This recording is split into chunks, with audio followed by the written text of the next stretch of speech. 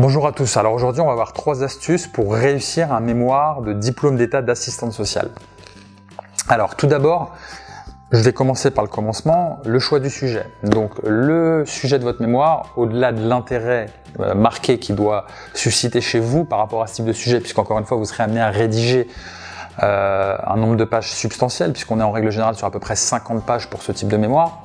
Donc vous allez passer beaucoup de temps, donc il faut que le sujet vous inspire, vous passionne idéalement, et cet intérêt va se ressentir sur la qualité de la rédaction et sur la notation. Donc on essaie vraiment de garder à l'esprit que le choix du sujet doit vraiment reposer sur un intérêt prononcé qu'on a pour le sujet.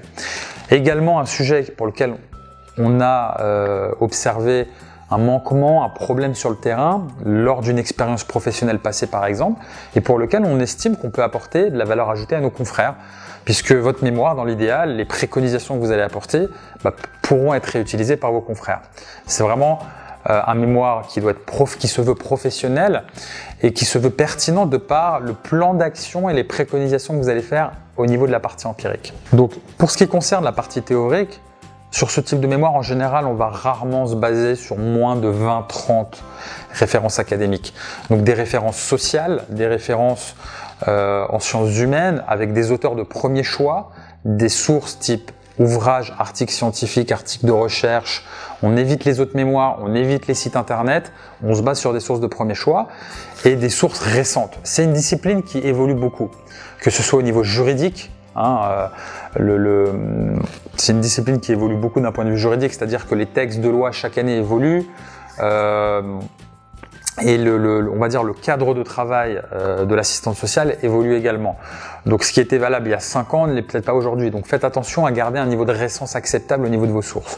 Vous pouvez consulter d'autres mémoires en ligne d'assistance sociale. Il y en a beaucoup qui sont accessibles et qui vous donneront une idée un peu déjà au niveau du plan, de la manière dont ils sont structurés. Et ça vous permet de faire un benchmark et de voir ce qu'ont fait vos prédécesseurs sur ce type de mémoire. Pour ce qui concerne la partie empirique, on considère effectivement qu'il faut au moins 5 entretiens. En général, vous partez sur une analyse qualitative, donc sur l'administration de guide d'entretien. Et il en faut en général minimum 5 pour les considérer comme suffisants, comme représentatifs. Donc c'est aussi un élément encore une fois que vous devez valider auprès de votre tuteur, puisque certains tuteurs peuvent considérer qu'il en faut plus. Encore une fois, empiriquement, c'est en général le nombre à partir duquel on considère que vos entretiens et les conclusions que vous allez, les analyses que vous allez en faire, les interprétations que vous allez en faire sont considérées comme représentatives.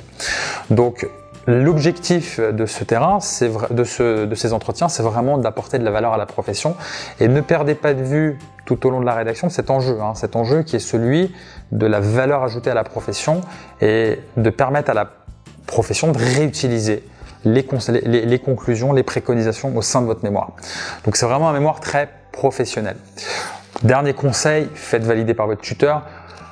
On ne fait pas l'économie des échanges auprès du tuteur, on n'est pas timide, on ne travaille pas de manière isolée, on n'hésite pas à faire valider. Le but, c'est que votre tuteur en quelque sorte engage sa responsabilité lorsqu'il vous valide le mémoire. C'est-à-dire que s'il vous dit c'est bon, vous pouvez déposer, vous êtes sécurisé. S'il a des remarques, des critiques, on voit assez rapidement si c'est des critiques qui conditionnent la validation, auquel cas il faut absolument les traiter avant de déposer. D'où cette nécessité d'échanger. Ou si ce sont de simples recommandations qui visent à peaufiner le travail, auquel cas on va optimiser un peu la note, mais on sait que globalement on a une validation tacite. Donc très important d'avoir cette prévalidation pour sécuriser la validation, être serein, bien dormir la nuit. En général, le mémoire, c'est décisif au niveau de la validation de votre diplôme. Donc, on n'hésite pas effectivement à avoir cette prévalidation qui va absolument sécuriser la validation de ce mémoire. Voilà. J'espère que ces quelques conseils vont vous aider à rédiger votre mémoire d'assistant social. Je vous souhaite bon courage pour cette rédaction.